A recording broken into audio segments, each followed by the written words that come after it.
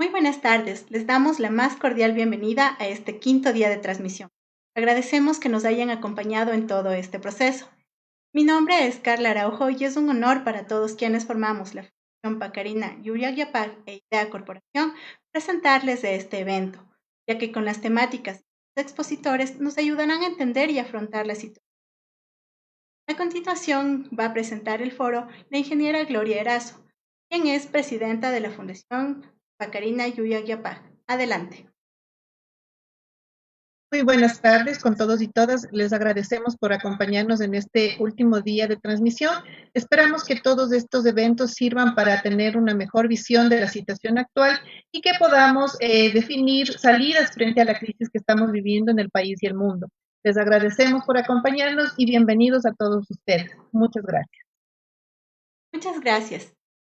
Este primer seminario COVID-19, pandemia y crisis social en la globalización capitalista, tiene como objetivo entender las consecuencias multidimensionales de la pandemia causada por la COVID-19, desde sus aspectos estructurales y científicos en el marco de la globalización capitalista, destacando los elementos fundamentales de la crisis social, económica y sanitaria que atraviesan el Ecuador y el mundo. La metodología de este seminario es que las y los expositores contarán con 60 minutos para presentar la ponencia.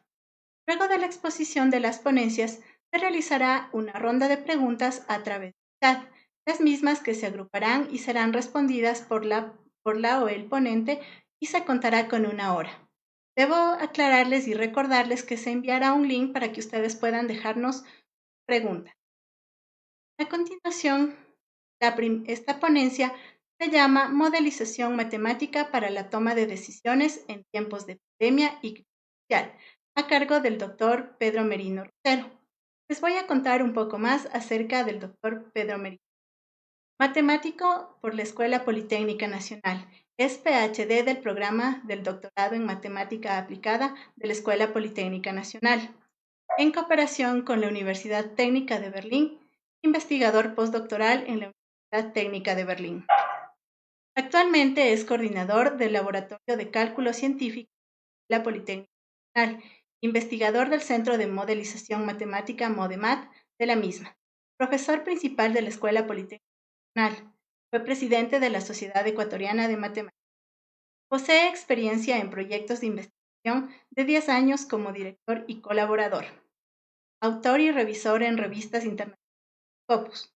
Intereses científicos. Control óptimo de ecuaciones diferenciales, optimización numérica y análisis de problemas de control óptimo de ecuaciones diferenciales parciales y optimización, modelización y simulación numérica de problemas de la biología matemática. Sea bienvenido. Muchas gracias. Buenas tardes con todos. Un placer, un honor eh, poder divulgar nuestro trabajo en este seminario. Y bueno, voy a proceder con las diapositivas. Y bueno, lo que yo quisiera contarles en esta tarde es sobre los trabajos que estamos realizando en el Centro de Modelización Matemática de la Escuela Politécnica Nacional, en un grupo colaborativo de investigadores que consisten en profesores, investigadores, estudiantes de posgrado, que están, por ejemplo, Paula Castro, Juan Carlos de los Reyes, Sergio González, Pedro Merino, Joan Ponce, Luis Miguel Torres y David Villasís. Entonces, en este sentido, bueno, lo que yo les quiero contar hoy eh, tiene dos partes. La primera parte es sobre los modelos matemáticos para el análisis del COVID, ¿no es cierto?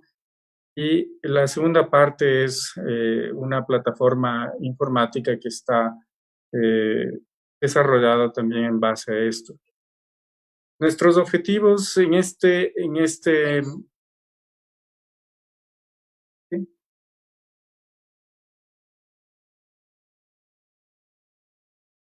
Ya les debe estar un ratito. Gracias por la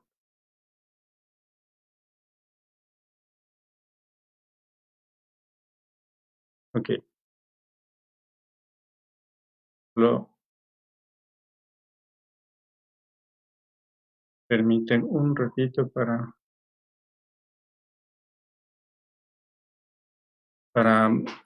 realmente poner, bueno, espero que ahora están viendo las diapositivas.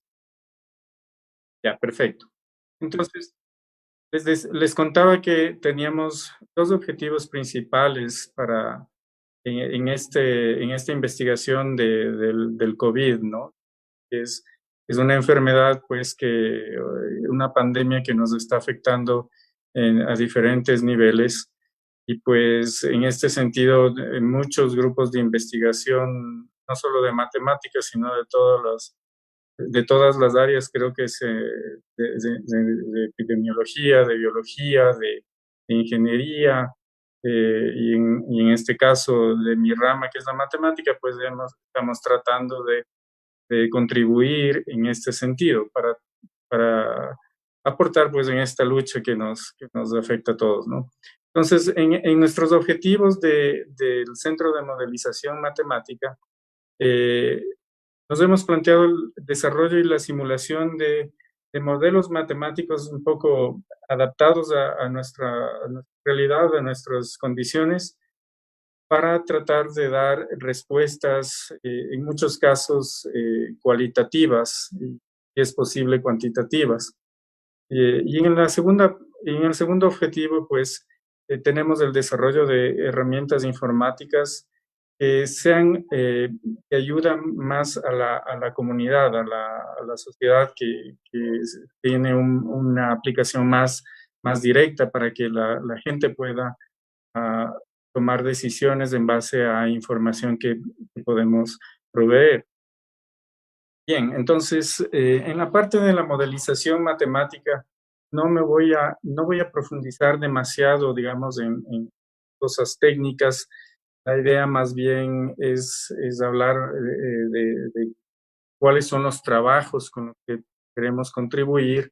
Tampoco voy a hablar de predicciones, de las predicciones numéricas, ni de si la pandemia va, o cuánto es el número de contagiados o de fallecidos, sino más bien dar una idea de los trabajos que estamos haciendo, ¿no?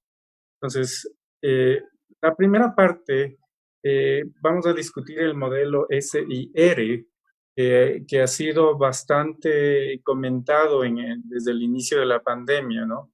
Y este modelo ya fue introducido hace bastante tiempo por Kerman y McKendry. Y la idea de estos modelos, con los cuales nos vamos a basar también para los modelos más modernos, es que son modelos compartimentales, que se llaman así, porque dividen una población en subpoblaciones. En este caso son los susceptibles, los infectados y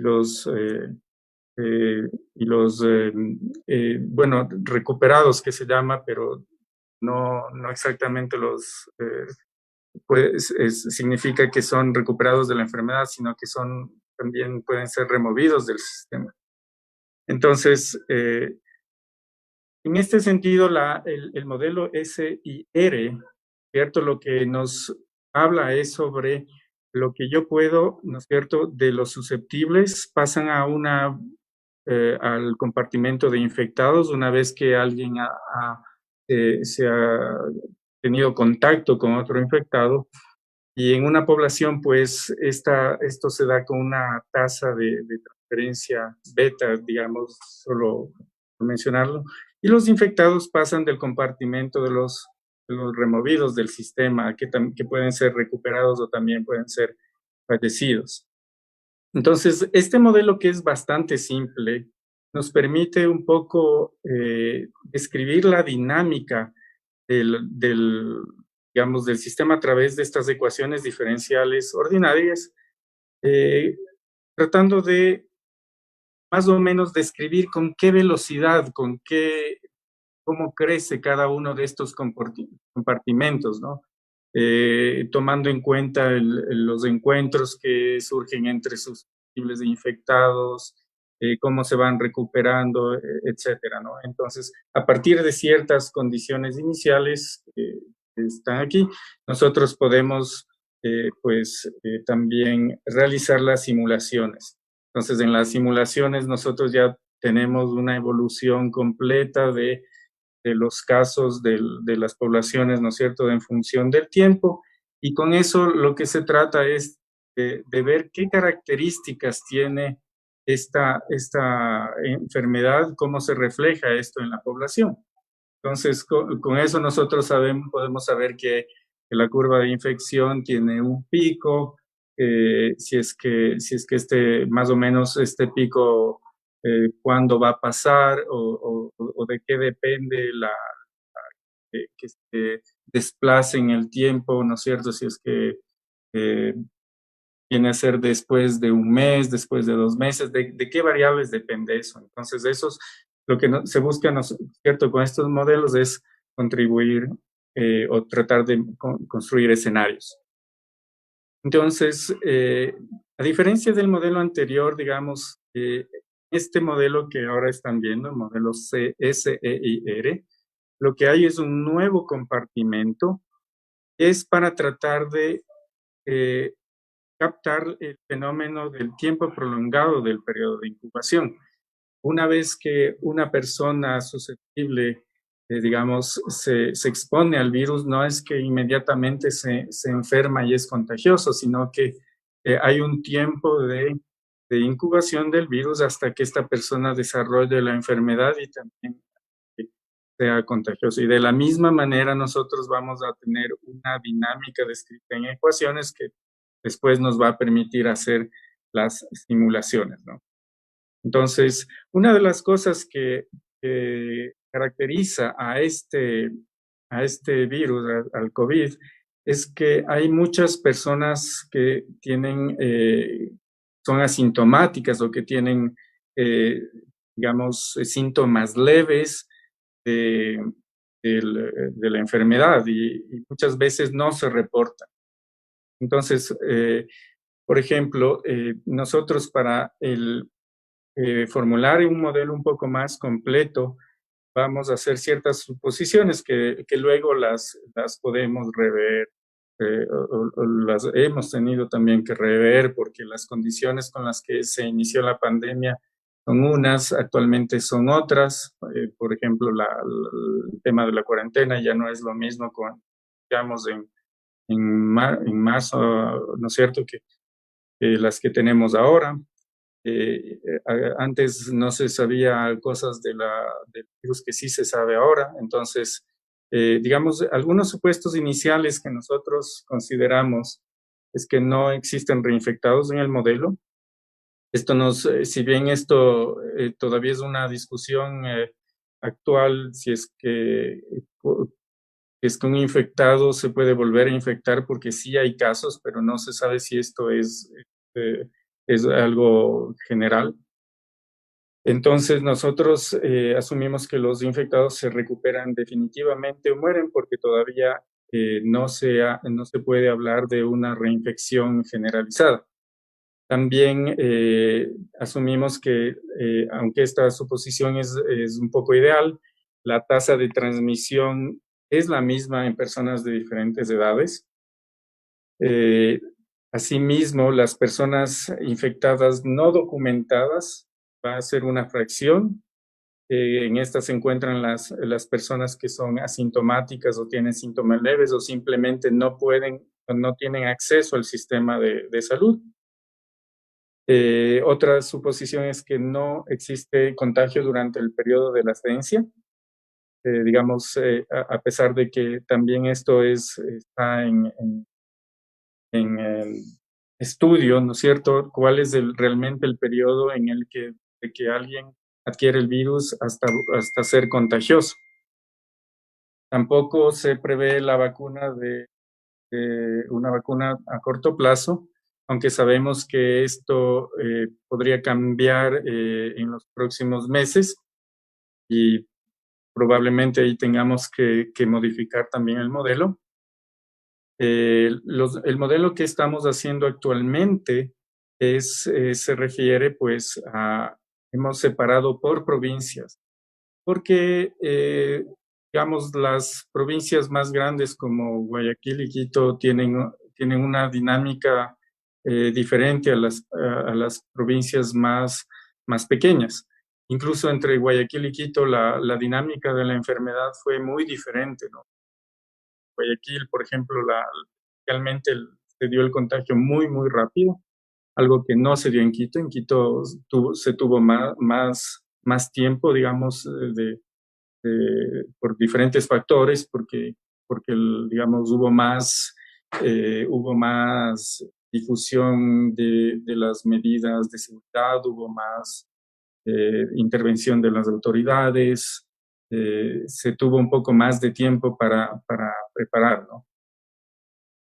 Bien, entonces el modelo básico que nosotros estamos haciendo por provincia, básicamente la diferencia es que consideramos dos subcompartimentos de los infectados que, como les había dicho, hemos dividido en personas que sí reportan, o que son reportadas, ¿no es cierto?, o que son registradas por el sistema de salud, y las que no son registradas.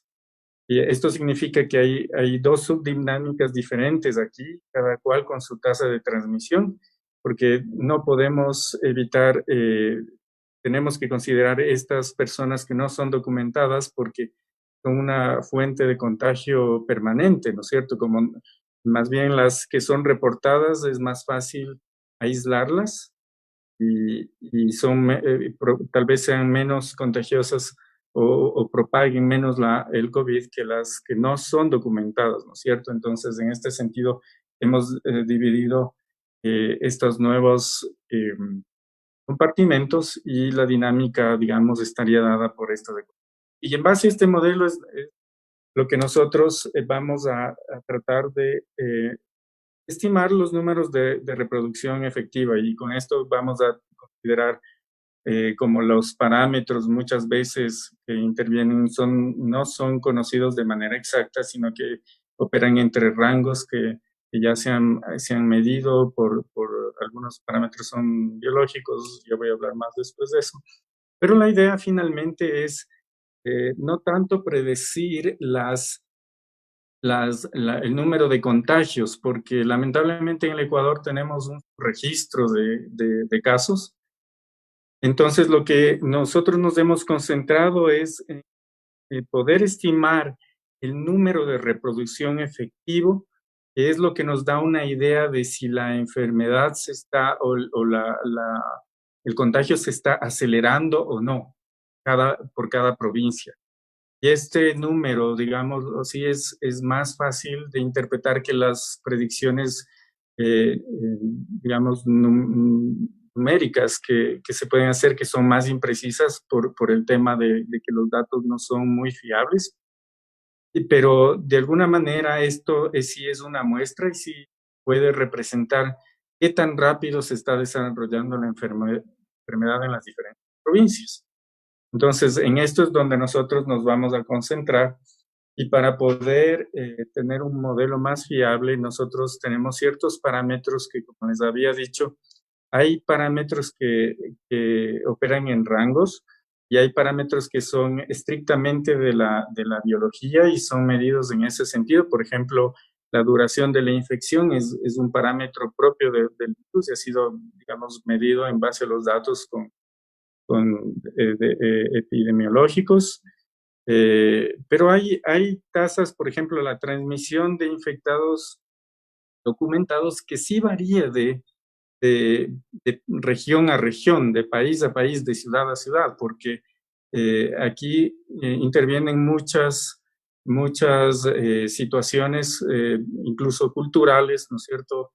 Hay países donde la gente es más disciplinada, hay países donde la gente no es tan disciplinada, hay gente donde, por ejemplo, el sistema de transporte público es masivo, en otros países el sistema de transporte público no es tan masivo, más se utiliza el vehículo particular, y así hay una serie de cosas muy específicas. Entonces, este parámetro de aquí, que es la tasa de transmisión de infectados documentados, depende mucho de cada lugar.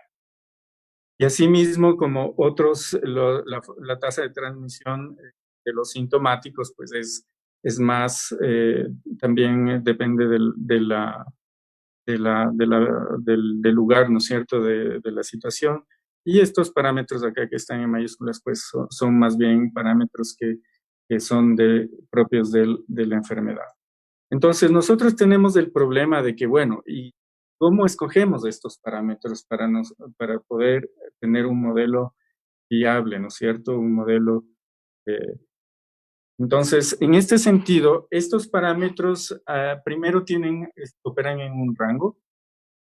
Entonces, bajo esa circunstancia, nosotros montamos escenarios, tratamos de montar escenarios en ese rango, incluso con los parámetros de distanciamiento social, eh, digamos que es lo que se quiere conseguir con la cuarentena. La cuarentena realmente no es lo mismo que distanciamiento social, porque en muchos casos la cuarentena obliga más bien a que las personas se hacinen y tengan más bien un contacto muy cercano, ¿no es cierto?, con otras personas. Entonces, la cuarentena no es sinónimo de distanciamiento social y lo que se busca más bien es eso. Y entonces, por ejemplo, en lo que nosotros queremos con el modelo es justamente ver eh, qué pasa con diferentes escenarios variando los parámetros de cuarentena, ¿no es cierto? Que varían que justamente se consigue variando los parámetros del, eh, de la tasa de transmisión. Entonces, la cuarentena influye directamente en la tasa de transmisión, entonces en este sentido nosotros tratamos de montar escenarios para que, bueno, se pueda ver en realidad si es que cuán realista es tener un cierto porcentaje de cuarentena versus cuánto realmente se consigue aplanar la curva, que es lo que más o menos es el objetivo de las políticas de salud, ¿no? Entonces, en este sentido, pues nosotros montamos diferentes escenarios, como por ejemplo la cuarentena, para ver cuánto influye. Asimismo, por ejemplo, una de las cosas que más nos interesaba a nivel cualitativo era justamente ver cómo se puede aplanar la curva sin cuarentena, y esto lo vimos eh, bastante en los estadios bastante temprano, que era primordial justamente la detección temprana con la aplicación de test masivos. Esto lo habíamos visto, aunque esto también es intuitivamente eh, fácil de verlo, ¿no es cierto? Pero en el modelo lo que no es intuitivo es qué pasa o cuánto diagnóstico debo hacerlo, eh, qué porcentaje de la gente, cómo aplicar el diagnóstico de forma más inteligente, porque muchas veces en nuestro país la falta de pruebas PCR, al menos al inicio, o la falta de pruebas rápidas, eh, de test en general, pues era una complicación, porque si no hay suficientes test, ahí es donde viene la subestimación del número de casos. Pero si no hay suficientes test para todos, se puede montar estrategias para testeo más inteligente. Entonces, muchas veces lo que se hace con los test es a un grupo de personas se les se toma la muestra y la muestra se mezcla con todo el ADN de todas las personas se mezcla y busca ahí si es que hay COVID. Y si es que en esa muestra mezclada hay COVID, significa pues que si estas personas están relacionadas, pues significa que es un test válido casi para todo este grupo. Entonces, y así se pueden buscar mecanismos de diagnóstico y el tema justamente montar escenarios de si es que el diagnóstico se lo puede hacer no tan masivo, no tan exhaustivo, si se lo puede hacer moderado. Y entonces aquí vemos que puede haber tal vez entre un diagnóstico muy exhaustivo y un diagnóstico moderado, pues todavía se puede ver que hay una suerte de efecto de aplanamiento de la curva, que es lo que se... Entonces, esas son las respuestas cualitativas que queremos responder, ¿no? Bien, entonces, en este sentido les había hablado de las estimaciones de los parámetros y, y la idea es tomar en cuenta los datos que se obtienen de las pruebas, que se los está recolectando en todos los hospitales, en todas las instancias donde se realizan las pruebas. Y entonces, en este sentido, lo que nosotros hacemos es tomar en cuenta estos datos y asumir que los datos tienen fallas, pero podemos utilizar técnicas para poder encontrar, poder estimar los datos que se ajusten al modelo, ¿no es cierto? Y con estos parámetros tener modelos más fiables. Entonces, en este sentido, lo que nosotros hacemos es, no voy a ir en mucho detalle en esta parte, pero la idea es asimilar los datos usando técnicas estadísticas, tomando en cuenta los valores de los parámetros en los que puede variar estadísticamente, que están reportados en varios artículos científicos, ¿no es cierto? Y tomando en cuenta, eh, por ejemplo, los datos de Ecuador nos pueden decir que un parámetro está muy elevado y nosotros pues también lo sopesamos con el hecho de que estos parámetros tienen que estar ubicados en ciertos rangos estadísticos para poder escoger parámetros que sean realistas y que ajusten el modelo, ¿no? Entonces, básicamente, esto se convierte, digamos, en términos matemáticos, se convierte en un problema de estimación de parámetros, un problema inverso, en lo que las variables son parámetros que deseamos conocer y lo que queremos es minimizar esta función. Sin ir a mucha profundidad, la idea es tomar en cuenta las observaciones que tenemos eh, incorporando las estadísticas de cuánto pueden variar y asimismo tomar en cuenta que los parámetros tienen que variar en ciertos rangos. Entonces, de esa manera nosotros resolvemos, digamos, el problema, ¿cierto? Con las observaciones que son los datos oficiales. También vamos a considerar una matriz de conveniencia para los errores. Tenemos una matriz de fondo que son los datos que se encuentran en la literatura. Entonces, de esta manera nosotros podemos realizar el ajuste de datos, ¿no es cierto? Esto es para la provincia de Pichincha, entonces, en las semanas de mayo y los puntitos rojos es sobre los que estamos haciendo el ajuste. Construimos con estas técnicas estadísticas y con eso nos permite hacer que el modelo se ajuste a las observaciones y con eso pues poder calcular el número de reproducción efectivo.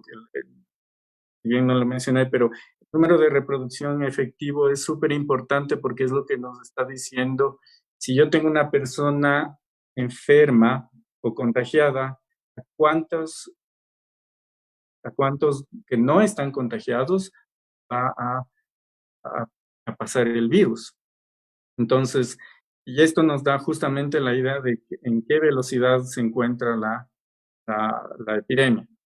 Entonces, nosotros realizamos los de reproducción efectivo para cada provincia. Entonces, como vemos al inicio, el número de reproducción efectivo fue bastante rápido porque, digamos, hasta tomar las medidas, como tomar las medidas de protección, ¿no es cierto?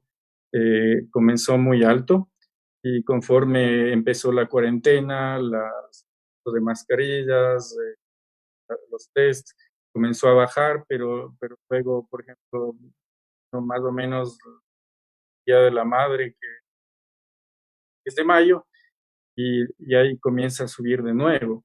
Hay que tener en cuenta que el Día de la Madre más o menos ocurre por aquí, pero hasta que haya el periodo de incubación y de 2 semanas y desarrollen los síntomas, pues volvemos a ver el incremento y luego el Día del Padre y así. Entonces vemos que efectivamente son días en los que sí hubo, digamos, o se reflejaron en los datos que la enfermedad comenzó a acelerarse en esos días. Entonces, eso nos ayuda a ver que sí, los días de feriados son un poco críticos y hay que reforzar, digamos, los cuidados, las, la desinfección, etcétera. Asimismo, Eh, mencioné antes, una de las cosas como hay muchas preguntas relacionadas con el tema, una suposición inicial era que la tasa de transmisión por edades era la misma, pero en la práctica esto no ocurre.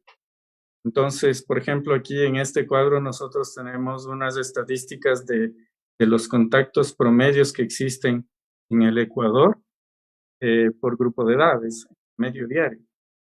Son estudios que se han realizado y, por ejemplo, el grupo de 1 a 19 años, ¿cierto? Tienen como 14 o casi 15 contactos diarios entre ellos. De esto estamos hablando de una situación normal, porque los niños, chicos de colegio pues están en las escuelas, en los colegios, tienen un contacto social más importante. Los adultos ya entre 20 y 49 años, por ejemplo, ya tienen un poco menos de contactos, pero las personas del grupo vulnerable de la tercera edad, entre ellos tienen muy pocos contactos, tienen más contactos con tal vez niños o jóvenes, tal vez por la familia. Entonces, este tipo de información nos ayuda también a refinar modelos y tomar en cuenta modelos que tienen por grupos de edad.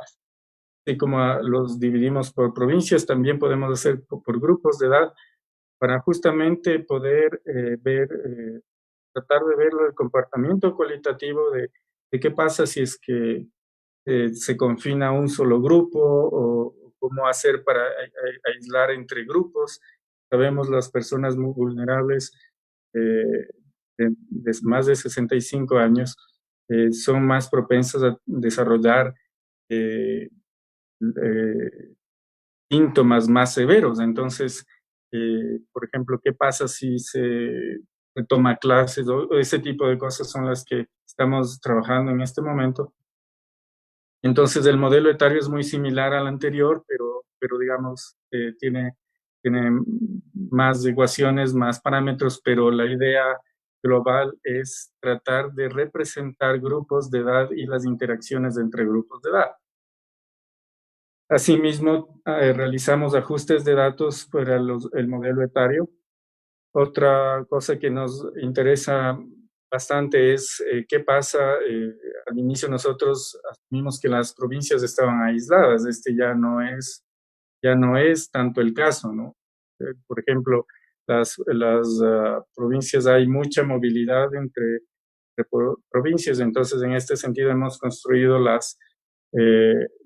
las conexiones terrestres y tomando datos de movilidad. En este caso estamos investigando los datos que tiene Facebook, nos ha podido proporcionar esos datos, estamos investigando para poder proyectar y ver la movilidad que se ha dado durante la pandemia para ver qué pasa, qué provincias pueden ser afectadas por otras.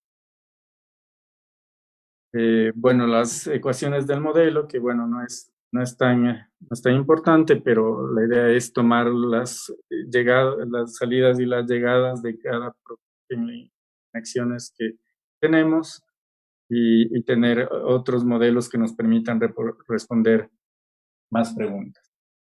Asimismo, otra de las cosas que estamos trabajando es datos vienen de la enfermedad, tienen ruido, porque los datos no son precisos, a veces porque a veces no se sabe si asignar un caso a una parroquia a otro, y en este caso estamos hablando de nivel de parroquias. A veces no se sabe si es que hay tal vez errores de conteo, tal vez falsos positivos, que un poco inducen errores en los datos, y esto es lo que se llama como ruido. Entonces yo aquí, haciendo analogía con las imágenes, con las técnicas que se usan en imágenes, lo que uno observa normalmente es una imagen con ruido, que es esta de aquí. La original solo la conocemos como ejemplo. Digamos, esta no la observamos. En el ejemplo la conocemos, pero solo es para ilustrar. Lo que nosotros realmente vemos es esto. Y la idea es filtrar este ruido y obtener una imagen más nítida. Entonces, para esto utilizamos técnicas similares a la reducción de ruido en imágenes, pero los vamos a aplicar a los grafos, a las conexiones de las parroquias. Entonces, cuando hay parroquias adyacentes y este tipo de cosas, como los datos pueden tener ruido, entonces la idea es quitar ese ruido en los datos. Y bueno, para eso resolvemos también un problema matemático que toma en cuenta la fidelidad de la observación, la suavización digamos, de los datos atípicos, y aquí la dispersión, que es más bien para tener una representación lo más sencilla posible. Entonces, resolviendo este problema, lo que nosotros hacemos es filtrar el ruido de los datos del COVID. Por ejemplo, aquí tenemos la provincia de Pichincha con las parroquias. Estos son el número de casos que más o menos nos está dando como zonas calientes, pero a veces pasa que justamente la idea es quitar el ruido en la imagen. Nosotros quitamos el ruido, pues vamos a tener un poco datos más fieles, digamos, a lo que es la realidad. Aquí solo tenemos la observación ruidosa, y esta sería el filtrado que nos permite ver, por ejemplo, que en algunos lugares tal vez no hay tantos casos como se podría esperar por el dato original, pero lo que hace muchas veces es que esos casos están en las zonas aledañas. Entonces, de todas maneras, el filtrado del ruido de los datos es para tener un poco una representación más fiel, porque los datos son imperfectos. Entonces, estas técnicas también las utilizamos. Bien, entonces, esta es la primera parte, solamente para dar una idea de las matemáticas que y los modelos que estamos trabajando en el equipo del Centro de Modelización eh, para tratar de dar respuestas. Claro, por supuesto, muchas veces lo que pasa es que los resultados que obtenemos son demasiado técnicos y no son fáciles de interpretar para la ciudadanía, y por eso el segundo aporte que queríamos nosotros hacer es una plataforma informática que sirva para la comunidad, para que la gente pueda coger y consultar y tener información más procesada, más fácil de interpretar y a mano y en tiempo real. Entonces nosotros queremos que los usuarios tengan una alerta de riesgo de contagio, de dónde están las zonas más, digamos, donde se están desarrollando más casos.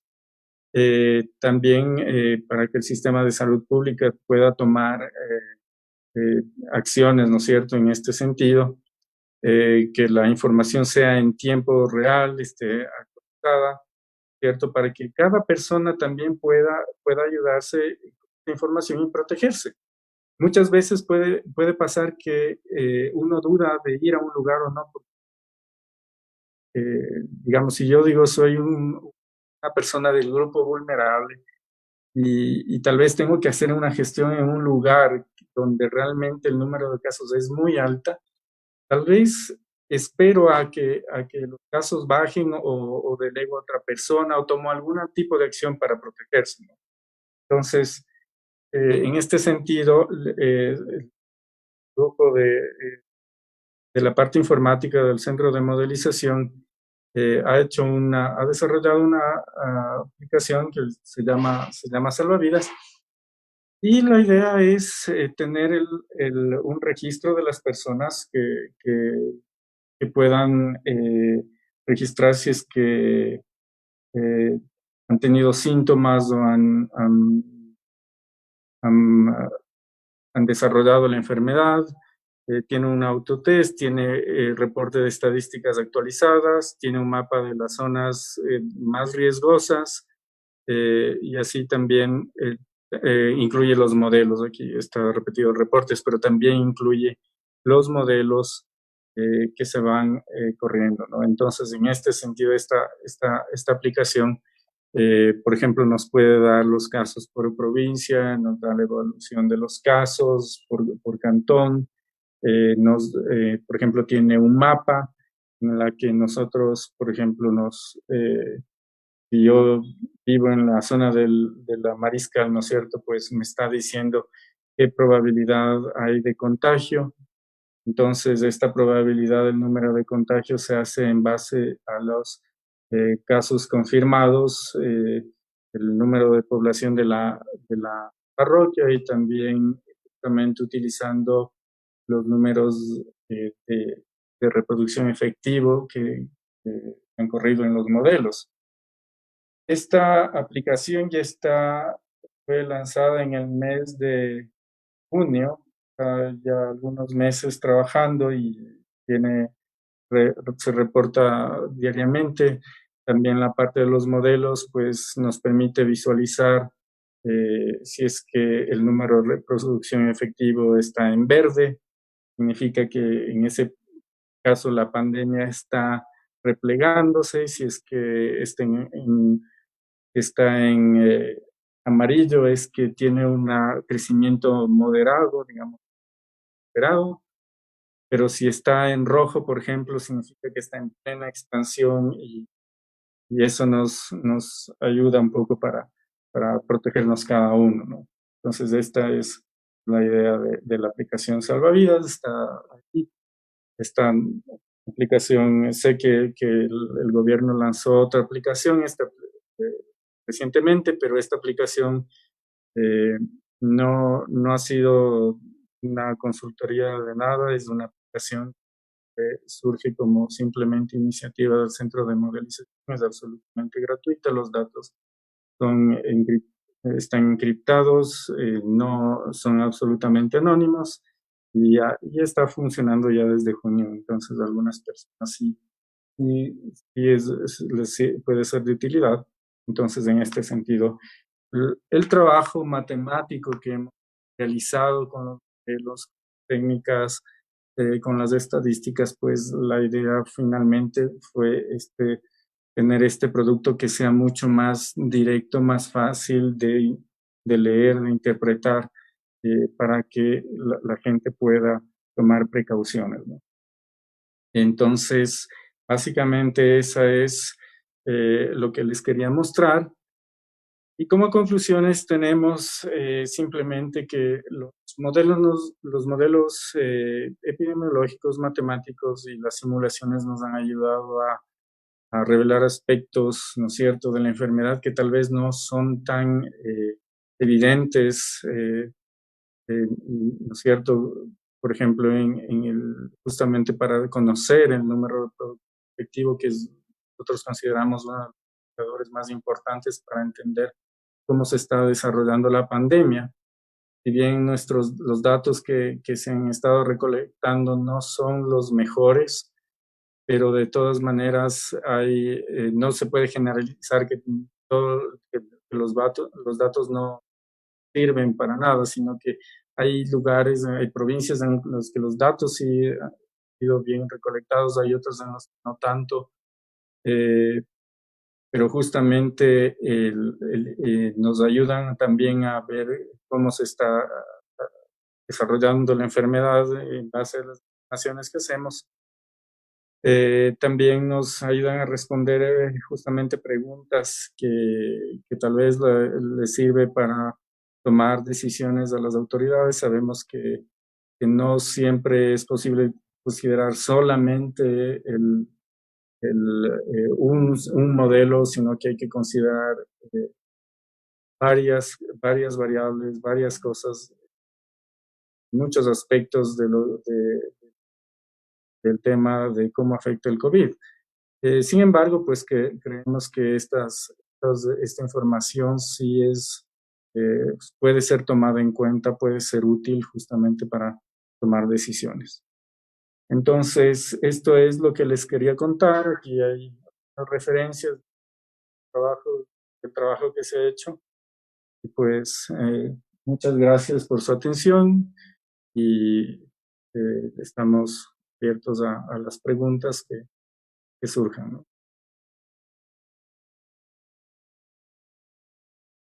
Agradecemos mucho esta ponencia que ha sido interesante para ayudarnos a comprender un poco más el uso de los modelos matemáticos con las cifras que se manejan.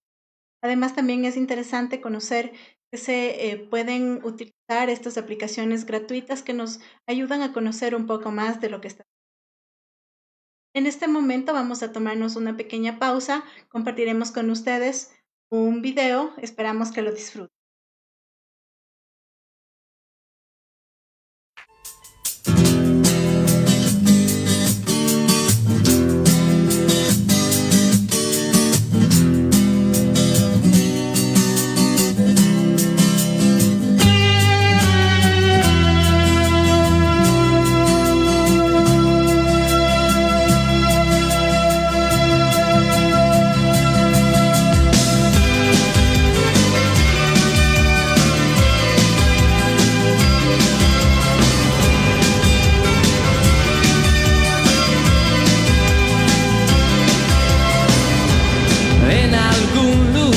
De un gran país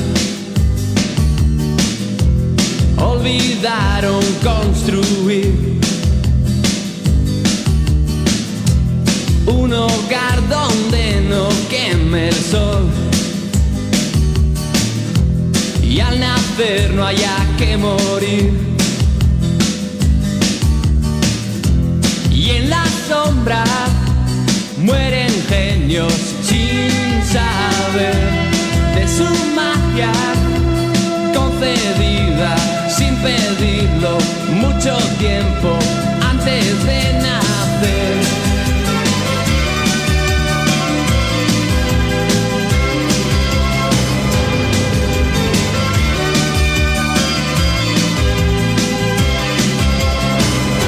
No hay camino que llegue hasta aquí y luego pretenda salir con el fuego del atardecer, arde la hierba.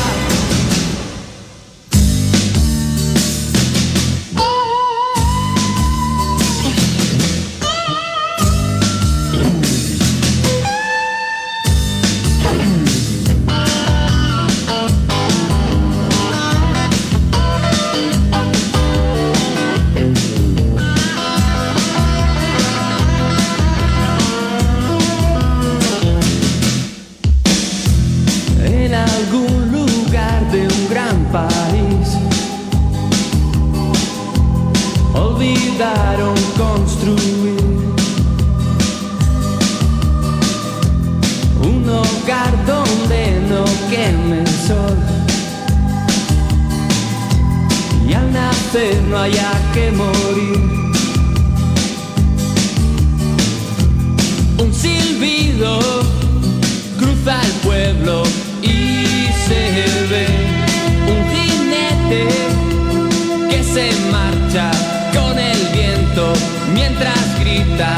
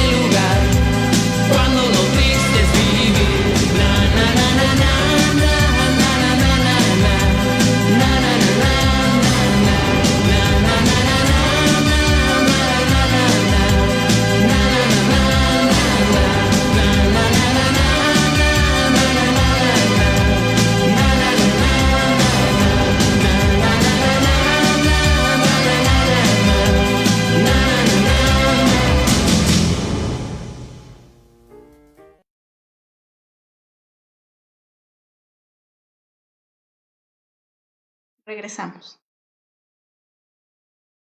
Esperamos que hayan disfrutado tanto como nosotros de este video. Es momento de comenzar con las preguntas.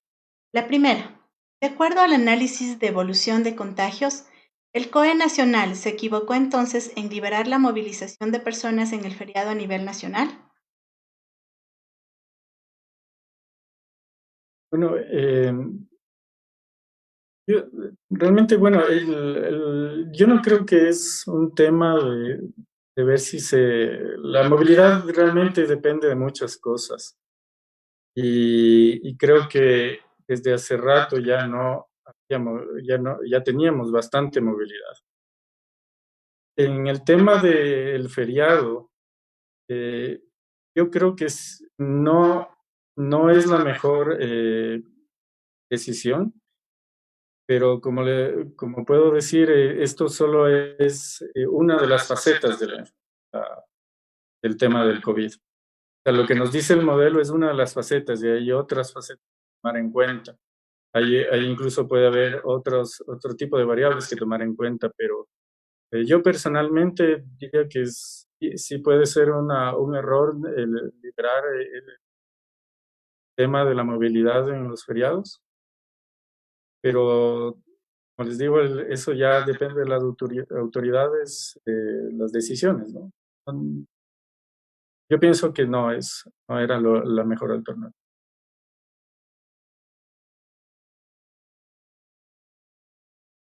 Ok, muchas gracias. La segunda pregunta nos dice, ¿cuál es la tasa de reproducción efectiva para el Ecuador y para Pichincha en este momento? La tasa de reproducción, bueno, está más o menos, está un poquito a menos de 1 en Pichincha. Pero como les digo, hay que tomar en cuenta que siempre hay un retraso en los datos procesados.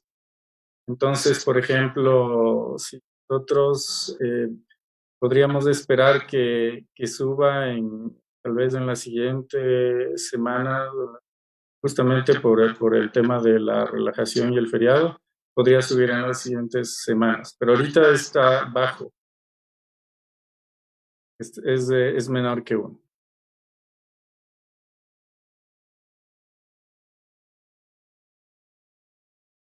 Listo, agradecemos muchísimo estas respuestas. Ha sido, como dije anteriormente, una ponencia muy interesante que nos ayuda a ver las aplicaciones de los modelos matemáticos en esto, ¿no? En la situación actual. Agradecemos mucho su participación y esperamos que podamos seguir otras charlas. Muchas gracias. Muchas gracias.